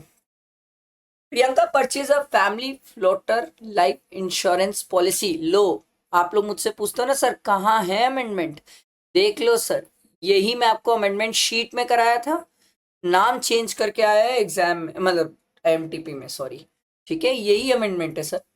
कि लाइफ इंश्योरेंस पॉलिसी लिया from Jeevan Raksha life insurance company Maharashtra for a premium of 2 lakh to cover himself, his wife and 2 dependent children. Sir क्या फैमिली का लाइफ इंश्योरेंस और इंडिविजुअल एग्जेम्प्ट है? हाँ सर ये एग्जेम्प्ट है सर। तो कौन सा वाला टैक्सेबल है? वो जब हम ग्रुप पॉलिसी लेते हैं ना सर तब टैक्सेबल होती है, ये ग्रुप पॉलिसी नहीं है। मेरी और मेरी फैमिली की इंश्योरेंस पॉलिसी एग्जेम्प्ट होती है सर, ग्रुप होती तो टैक्सेबल हो जाती है, ठीक है। आगे बढ़ते हैं। Priyanka and company availed services of a work contract registered in Karnataka for repair of its office building in Karnataka worth 1 lakh. The firm books such expenditure in PL account. Sir PL account में अगर खर्चा debit किया है तो वो खर्चा revenue nature का treat हुआ है, रेवेन्यू नेचर का ट्रीट हुआ है, इसका मतलब इसकी क्रेडिट मिल जाएगी, ठीक है। तो क्रेडिट वाले तो मेरे को दो दिख गए, एक ये 12,000 था, ध्यान रखना, और ये 1 लाख था, बाकी आगे और देखेंगे। मेरे ख्याल से क्रेडिट वाला क्वेश्चन भी था, आईटीसी भी पूछा था हमसे। अच्छा अमाउंट अभी मल्टीप्लाई भी करना पड़ेगा परसेंट, ठीक है, देख लेंगे और कुछ आ रहा है क्या भाई, और भी तो एडिशनल इन्फॉर्मेशन है। देखो, on the month of October, in the month of October Priyanka in company paid 30,000 as agency commission to Radheshyam a del credit agent. Sir sir sir मैं तो आपको ओपन चैलेंज कर रहा हूँ, चैलेंज, आप मेरे क्वेश्चन बैंक में जाओ, सेम सेम यही पॉइंट पे क्वेश्चन है सर, रट्टा हुआ है मेरे को तो सर। 2,80,000 प्लस 20,000 3 लाख वैल्यू आएगी और 30,000 कमीशन उस पर जीएसटी है। Same point same question bank में दिया हुआ है भाई, करवाया हूं मैं, मतलब जो स्टूडेंट जहां पर भी प्रैक्टिस बैच टॉप 39 क्वेश्चन डाला उसमें भी ये है सर। तो मेरे हिसाब से तो स्टूडेंट को भी मेरे साथ करते करते करते करते रट गया होगा। कहाँ गई कहानी इसकी, ये रहा सर, लो, ठीक है। आगे बढ़ते हैं sir. In October Priyanka and company are registered GST registered proprietor concern in Karnataka enters into a contract with Multiplex Marvel Private Limited to provide an annual maintenance, AMC है सर, एनुअल मेंटेनेंस सर्विसेज है sir. Sir क्या AMC, AMC sir, ये जो AMC होती है साल भर की है? हाँ भाई लिखा ही एनुअल है। नहीं नहीं सर हम वो जानना चाहते हैं, ये कंटिन्यूस है? हाँ ये कंटिन्यूस सप्लाई सर्विस है सर। मतलब सर टाइम ऑफ सप्लाई निकालना पड़ेगा, तो टाइम ऑफ सप्लाई के लिए वो कंटिन्यूस वाला याद रखना पड़ेगा कि सर क्या पेमेंट की डेट फिक्स है, देखते हैं क्वेश्चन में, ठीक है। For HVAC system installed in the cinema hall on a monthly basis as per the contract Multiplex Marvels private Limited is obliged to make payment for services rendered in a particular month by the 15th of the following month. Sir अगर payment की date fix रहे तो on or before the date of payment क्या हमें invoice issue कर देना चाहिए? Yes. तो दिसंबर का है तो 15 जनवरी, जनवरी का है तो 15 फेब तक इनवॉइस इशू हो जाना चाहिए। For services rendered in the November Priyanka and company raise the invoice on 12 December. क्या आप पहले इनवॉइस इशू कर दिए? हाँ सर बिल्कुल कर दिए सर, बिल्कुल कर दिए, ठीक है। And receive the payment on 10 दिसंबर। तो लो भाई, ये हो गई इनवॉइस, ये हो गई पेमेंट की डेट। सर्विस रेंडर किया है नवंबर को, तो सर्विस रेंडर हमारे लिए कोई अभी काम का है ही नहीं सर, क्योंकि इनवॉइस तो पहले ही इशू हो गया 15 से। तो सर इनवॉइस और पेमेंट दोनों में which ever is earlier, low 10th। एक और आंसर मिल गया, लो भैया। इसीलिए बोलता हूँ पहले क्वेश्चन पढ़ो फिर केस सिनेरियो पढ़ो, देखो आंसर्स ऐसे मिलते जाते हैं। एग्जाम में ये तरीका बहुत वर्क करता है। मैक्सिमम स्टूडेंट जो मुझसे क्लास नहीं लिए, पता नहीं कहाँ कहाँ से लेके बैठे हैं, बहुत अच्छी अच्छी जगह से क्लास लेने के बाद भी स्टूडेंट बताते हैं सर कि आपका जो तरीका था हमने एग्जाम में अप्लाई किया and it gives result. Result आते हैं सर इससे। ठीक, इसके बाद और कुछ तो बचा नहीं सर। तो क्रेडिट में हमारे पास दो अमाउंट है सर, एक तो 1 लाख था प्लस 12,000 था। तो सर 1,12,000 है, इसका 18% कर लेते हैं सर।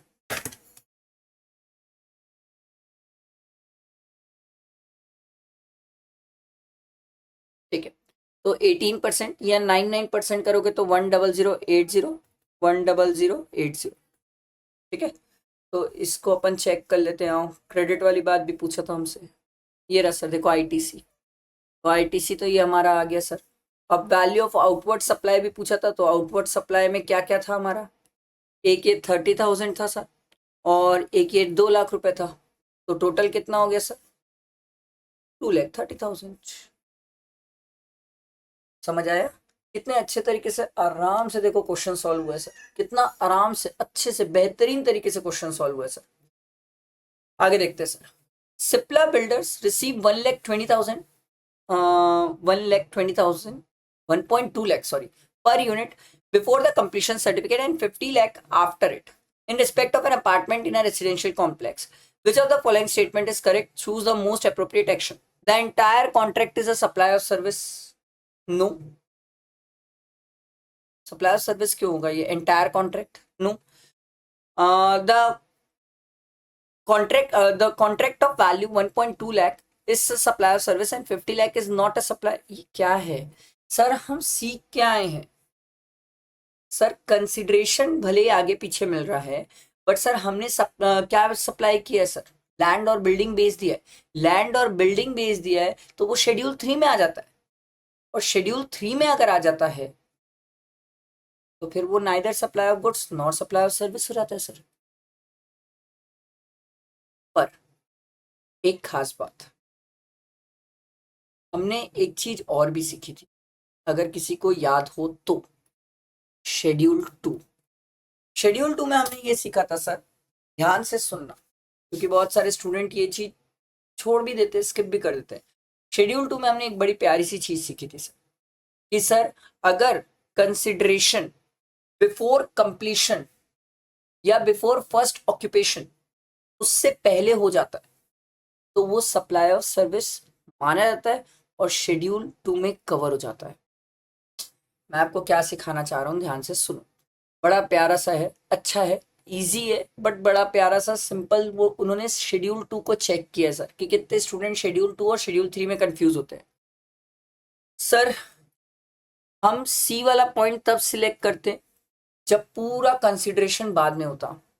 यहाँ कुछ कंसिडरेशन बिफोर आ चुका है, और अगर कुछ कंसिडरेशन बिफोर आ चुका है तो उस केस में हम एंटायर कॉन्ट्रैक्ट को क्या मान लेते हैं? सप्लाई ऑफ सर्विस मान लेते हैं, और सप्लाई ऑफ सर्विस मानते हैं तो शेड्यूल 2 में कवर करते हैं और उस पर जीएसटी चार्ज करते हैं। अच्छा पॉइंट था, इजी पॉइंट था, पर वो चेक कर रहे थे कि कितने स्टूडेंट को बिफोर एंड आफ्टर का कंसेप्ट याद है।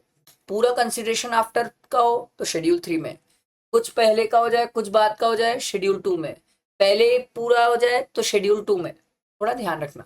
अच्छा पॉइंट है, मेरे हिसाब से अच्छा है। तो फाइनल आंसर तो हमारा सर ये है। ठीक है, आगे बढ़ते हैं। चलो, मंगलम agency issued an invoice charging 9,000 subsequently it discovered that the applicable rate was lower and the correct text should be। अच्छा सर, हमने ज्यादा चार्ज कर दिया, कम चार्ज करना था। समझो, हमने किसी से ज्यादा पैसा ले लिया, हमें उससे कम पैसा लेना था, अब हमें उससे पैसा वापस करना है।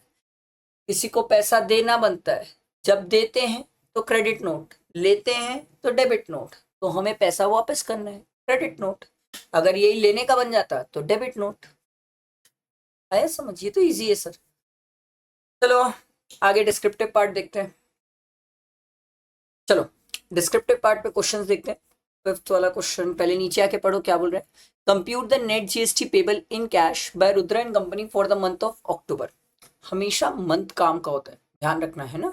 और जीएसटी पेबल इन कैश जब भी बोलते हैं ना, तो आपके दिमाग में एक चीज ध्यान में आनी चाहिए कि आरसीएम वाली कोई बात हो सकती है। आई एम नॉट सेइंग 100% होगी, बट 99% चांसेस है कि होगी। By Rudra and company for the month of October, correct legal provision should form part of your answer.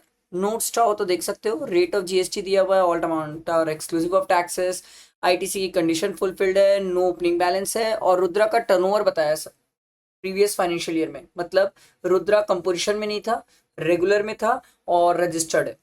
चलो आगे बढ़ते हैं। Rudra and company a partnership firms registered in the under GST in Bengaluru Karnataka. यहां तक कि हर बातें काम की है sir. Rudra and company partnership firm है, रजिस्टर्ड है, बेंगलुरु की है। For the month of October details दी हुई है। Intra state taxable supply of DSA services. ओ भाई साहब, पहला पॉइंट ही वो आरसीएम से चेक कर रहे हैं सर। और आरसीएम में हमने ये पढ़ा था सर कि अगर कोई इंडिविजुअल डीएसए वो अगर किसी बैंकिंग कंपनी को प्रोवाइड करता है सर्विसेज, हम पढ़ के आए आरसीएम में sir, any individual DSA other than body corporate और पार्टनरशिप फर्म अगर रहती है बात, तो आरसीएम अप्लाई होता है। यहां पर ये इंडिविजुअल डीएसए नहीं है सर, ये पार्टनरशिप फर्म है, तो यहां पर आरसीएम अप्लाई नहीं हो पाएगा।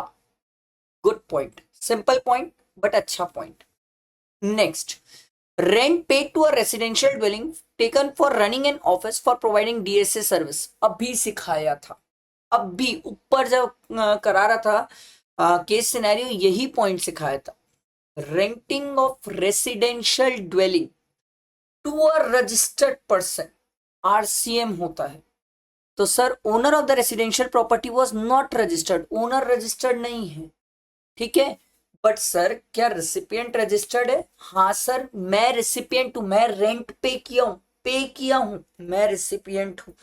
तो रिसिपिएंट कौन है? रुद्रा एंड कंपनी रिसिपिएंट है। तो renting of residential dwelling to a registered person sir, RCM है सर। अच्छा क्वेश्चन है सर, बढ़िया। ये पॉइंट वैसे ऊपर भी हम डिस्कस किए थे, बट ठीक है।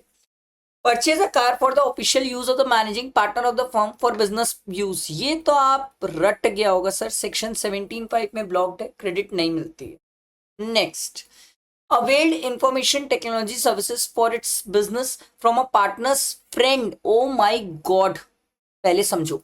Import of service without consideration, ध्यान देना, import of service without consideration in the course or furtherance of business from a related person or distinct person, sir schedule 1 में कवर होता है, सप्लाई माना जाता है, जीएसटी है। सर रिलेटेड में ना पार्टनर कवर है, पार्टनर का फ्रेंड कवर नहीं है सर, वेरी वेरी इंपॉर्टेंट। समझ आया? जीएसटी नहीं है सर, पार्टनर कवर्ड है रिलेटेड में, पार्टनर का फ्रेंड कवर्ड नहीं है। ये मैंने पहले भी सिखाया है अपने टॉप 39 क्वेश्चंस और क्लासेस में जब क्वेश्चंस प्रैक्टिस कराए तब भी सिखाया है बहुत। सर आप एक बार बैठ के मेरे क्वेश्चन बैंक से प्रैक्टिस कर लो, सभी चीज वहीं से दिखेगी आपको। ये पॉइंट तो मेरे को देख के रट गया है sir. Provided training and performance appraisal services in a convention centre in Bengaluru to following person. Training और परफॉर्मेंस अप्रेजल सर्विसेज टैक्सेबल होती है। किसको प्रोवाइड किया है सर? फैबुर प्राइवेट लिमिटेड, रजिस्टर्ड सप्लायर। आपसे वो क्या चेक करना चाह रहे हैं sir? Place of supply check करना चाह रहे हैं। वो ये देखना चाह रहे हैं एक बच्चे को प्लेस ऑफ सप्लाई याद है कि नहीं। और मैं आपको एक मस्त मूल मंत्र सिखाता हूं, आपको ये बात दिमाग में बैठानी होगी, ऑप्शन नहीं दे रहा मैं आपको, बैठानी होगी। जब भी कोई ट्रांजेक्शन में इंटर इंट्रा ना बताए, आप आंख बंद करके सीख जाओ कि हमें प्लेस ऑफ सप्लाई सोचना है। मैं ऑप्शन नहीं दे रहा आपको, अगर आप इसमें ऑप्शन समझ रहे हो तो इट्स योर मिस्टेक। आपको प्लेस ऑफ सप्लाई सोचना है। प्लेस ऑफ सप्लाई की सेक्शन ना भी याद हो, ना भी याद हो तो भी चलेगा, कोई बात नहीं, बट उसका प्रोविजन लिख के आना है। अब जैसे देखो, यहाँ training and performance appraisal services है to a registered person, location of such person. To an unregistered person, तो sir where services are provided. ये आपको प्लेस ऑफ सप्लाई याद होगा तभी हो पाएगा सर, बहुत इंपॉर्टेंट है। सेक्शन सब सेक्शन ना भी याद हो चलेगा, प्रोविजन तो लिख के आना, ठीक है।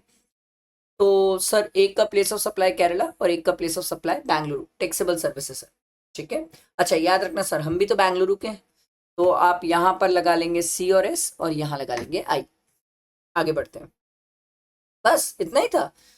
अब तो ये क्वेश्चन जन्नत है सर, मेरे हिसाब से ये क्वेश्चन टफ नहीं था, मस्त था। अच्छे अच्छे पॉइंट्स चेक किया, आप आराम से इसको लिख के सॉल्व कर सकते हो, आपका आंसर आ जाएगा सर। ठीक है, आगे मूव करते हैं।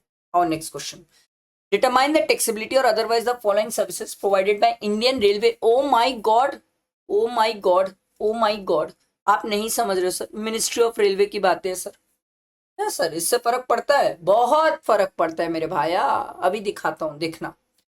क्लॉक रूम सर्विसेज ये तो एग्जिम्ट है, इस पे कोई दिक्कत ही नहीं है sir.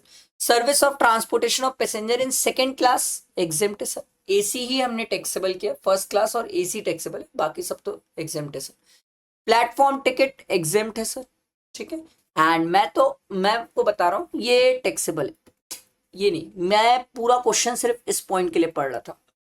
Renting of warehousing located in Bengaluru railway, आपको पता है हर क्वेश्चन में ना एक ऐसा पॉइंट होता है जिसके लिए वो क्वेश्चन पढ़ना चाहिए। इस क्वेश्चन में ये एक पॉइंट है, ठीक है। इस क्वेश्चन में अगर मुझसे कोई पूछेगा तो ये वाला एक पॉइंट है, क्योंकि पार्टनर्स फ्रेंड कितने लोगों को याद आता है नहीं आता, बाप रे बाप, ये गड़बड़ होने के बहुत चांसेस है। तो हर क्वेश्चन में एक आध ऐसे पॉइंट होते हैं जिसके लिए वो क्वेश्चन पढ़ना दिल से लगता है हाँ पढ़ने लायक था। Renting of warehouse located in Bengaluru railway station to Paras trader registered in Chennai. मैंने आपको सिखाया था ऊपर, जब केस सिनेरियो पढ़ाया था तब यही बताया था, एक्सक्लूडिंग मिनिस्ट्री ऑफ रेलवे। अब कितने लोग वहां पर मेरी बात ध्यान से सुने थे, जो मेरी बात ध्यान से सुना था उसको बात याद होगी कि सर मिनिस्ट्री ऑफ रेलवे ने अगर किसी को रेंट पे दिया है कोई चीज तो सर टैक्सेबल है और फॉरवर्ड चार्ज है, यही तो सिखा रहा था। इसीलिए तो बोल रहा हूँ जीएसटी के हैंड रिटन नोट्स जाके देखो, इतने प्यारे नोट्स बनाए हूँ सर, वो नोट्स देखोगे तो क्वेश्चन बन जाएगा। चलो आगे देखो, आपको क्वेश्चन में प्लेस ऑफ सप्लाई डिटरमाइन करने बोला, देखो Girdhar Gopal rides a train at Chennai schedule to travel at Kolkata during the journey the pantry car seller. लो भाई, एक तो सेक्शन 10, एक सेक्शन 12, क्योंकि वाईफाई सर्विस और खाना है। ठीक, तो सर खाने के केस में हमने बोला था सर जहां पर गुड्स चढ़ता है वो place of supply Andhra Pradesh. Services के केस में हमने बोला था सर जहां से ट्रेन चलना चालू हुई वो place of supply. Place of supply typical नहीं है, बस उसका प्रोविजन याद हो तो बनता है, नहीं याद होगा तो फिर आप कैसे लाओगे आंसर, फिर तो आप नहीं में कुछ भी कर सकते। ठीक है, बट इजी था क्वेश्चन, टफ नहीं है सर। चलो आगे देखो, Mizu Electronics Limited, registered under GST in the Andhra Pradesh, enters into a contract to supply AC to Kayan Wind Farms Limited, registered under GST in Karnataka, and to install. अब तो बहुत easy हो गया sir, section फिर 10 आ गया sir. Section 10 ने बोला sir जहां पर गुड्स इंस्टॉल कर रहे हो, असेंबल कर रहे हो, वही प्लेस ऑफ सप्लाई है। लो भाई तमिलनाडु, ठीक। Examine whether the GST is exempted in the following independent case of supply. मेरे को लगता है सर जैसी एमटीपी आती है ना, एग्जाम में पेपर भी वैसा ही आ जाए, मजा आ जाएगा। मेरे हिसाब से कुछ है ही नहीं क्वेश्चन यार, बहुत ईजी है। मैंने जो आप लोगों को आरटीपी कराई टॉप 34 टॉप क्वेश्चन वो ज्यादा अच्छे थे, ये तो बहुत ही ईजी है। देखो सर, ग्रिफर facility provided civil maintenance services for the upkeep municipal corporation of Delhi head office building. सबसे पहली बात म्युनिसिपल कॉर्पोरेशन ऑफ दिल्ली को लोकल अथॉरिटी नहीं माना गया है। कहां पर लिखा हुआ है सर, सर्कुलर में लिखा है। ये सर इस बार का सर्कुलर का अमेंडमेंट है, नो पिछली बार के सर्कुलर का amendment. Municipal corporation of Delhi को बाहर किया गया था लोकल अथॉरिटी से सर। तो सर इसको जो सर्विसेज प्रोवाइड करी जा रही है टैक्सेबल है सर। क्यों बताया सर, आप आगे नहीं पढ़ना चाहोगे, आगे पढ़ सकता था, आगे इसलिए नहीं पढ़ा क्योंकि सर ये म्युनिसिपल कॉर्पोरेशन ऑफ दिल्ली पढ़ के ही क्लियर हो गया था टैक्सेबल है। बट अगर कोई स्टूडेंट पढ़ना चाहे तो ये ध्यान रख सकता है कि services provided to government composite supply, तो वैल्यू ऑफ गुड्स 25% से ज्यादा ना हो तो एग्जेम्प्ट होता है। ठीक है, आगे Balbir Associates, a firm of advocates, provide legal services to the state government. Oh my God, exempt government है सर, वो तो बिजनेस एंटिटी होती है तो टैक्सेबल होता है। आरसीएम होता है, प्रोवाइडेड बिजनेस एंटिटी का टर्नओवर प्रीसीडिंग फाइनेंशियल ईयर में एक्सीड होना चाहिए, ऐसे याद रखो सर, एग्जेम्पशन आरसीएम। तब मजा है जीएसटी पढ़ने का। एंजिनियरा mall Noida provide services by way of vehicle parking to general public, ये तो टैक्सेबल है सर, ठीक है, ऐसा कोई एग्जामेशन पढ़ाया ही नहीं हूँ।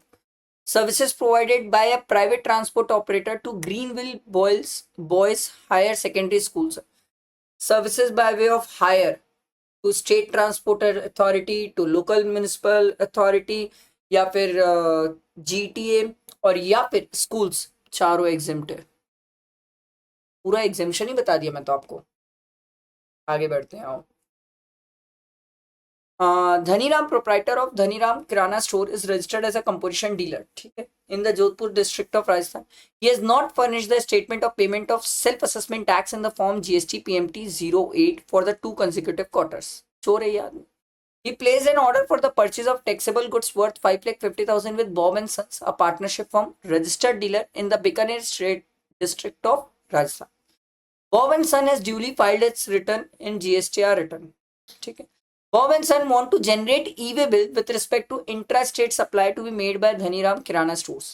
सर पूरे e-way bill में यही तो पढ़ने के लिए बोलता हूँ मैं आपको, यही पॉइंट तो मैं ई-वे बिल में, आप मैराथन में देख लो, हर जगह देख लो, यही तो पढ़ने बोलता हूँ कि यही आ सकता है एग्जाम में, कि अगर सर सप्लायर चोर है, मतलब उसने CMP 08 फाइल करने में 2 consecutive क्वार्टर में डिफॉल्ट किया है, तो उस केस में वो ई-वे बिल जनरेट नहीं कर सकता। पर सर सप्लायर चोर है, रेसिपिएंट थोड़ी चोर है, रेसिपिएंट तो अच्छा इंसान है। सर क्या वो ई-वे बिल जनरेट कर सकता है? Yes, recipient e-way bill generate कर सकता है, सप्लायर यहाँ पर ई-वे बिल जनरेट नहीं कर पाएगा। Next, Dharam provide the following information regarding his tax and other liabilities under GST as per the electronic credit liability register sir। क्या दिया हुआ है? Dharam want to clear his liability of demand notice under section 74A sir। नहीं नहीं नहीं नहीं नहीं नहीं नहीं सर, पहले तो पुराने टैक्सेस कंप्लीट होते हैं, फिर करंट ईयर के टैक्स, फिर 74A की पेनल्टी पे होती है सर। ये फर्स्ट, ये सेकंड। आप जाओ पेमेंट ऑफ टैक्स चैप्टर में, मैंने ना 3 टॉपिक मार्क करा है कि कौन कौन से एग्जाम में आ सकते हैं, वो यही है। मैराथन देखो तो अब तो बात बनेगी sir. Examine the implication of GST, ये तो सर सर्कुलर है सर, इसे हम सप्लाई और सर्विस मानते हैं सर। पेमेंट ऑफ होनारियम सर, ये टैक्सेबल है sir, circular, same circular sir, जाओ देखो हैंड रिटन नोट्स में सब लिखा हुआ है सर, ठीक है। रूल 88C और 88D, 88C आ चुका है एग्जाम में, इसलिए अब 88D पूछेंगे। 88D क्या था सर? सर डिफरेंसेस है सर, आईटीसी में डिफरेंसेस है, तो सरकार आपको 2 ऑप्शन देती है, या तो डिफरेंस पे कर दे या तो हमसे लड़ ले। पे कर देगा तो बात खत्म, लड़ लेगा तो हम शो कॉज खेलेंगे, और फिर बाद में रिकवरी प्रोसीडिंग भी हो गया अगर तू गलत पता चला तेरे बारे में तो। सिंपल। आई होप समझ आया होगा। ये फर्स्ट MTP है हमारा जीएस, मतलब पूरा टैक्सेशन का, ठीक है। इसके बाद मैं आपके लिए सेकेंड MTP भी लेके आऊंगा, बट आपसे रिक्वेस्ट ये है कि सर लाइक करना, फ्रेंड्स को शेयर करना, हाइप करना, तो मुझे भी अच्छा लगेगा कि मैं इतनी मेहनत कर रहा हूँ, कोई जनरली आपके लिए ये सब चीज़ें कर नहीं रहा है, मैं आपके लिए कर रहा हूँ, तो इसका बेनिफिट उठाओ सर, जितना बेनिफिट उठा सकते हो, ठीक है। चलो, थैंक यू।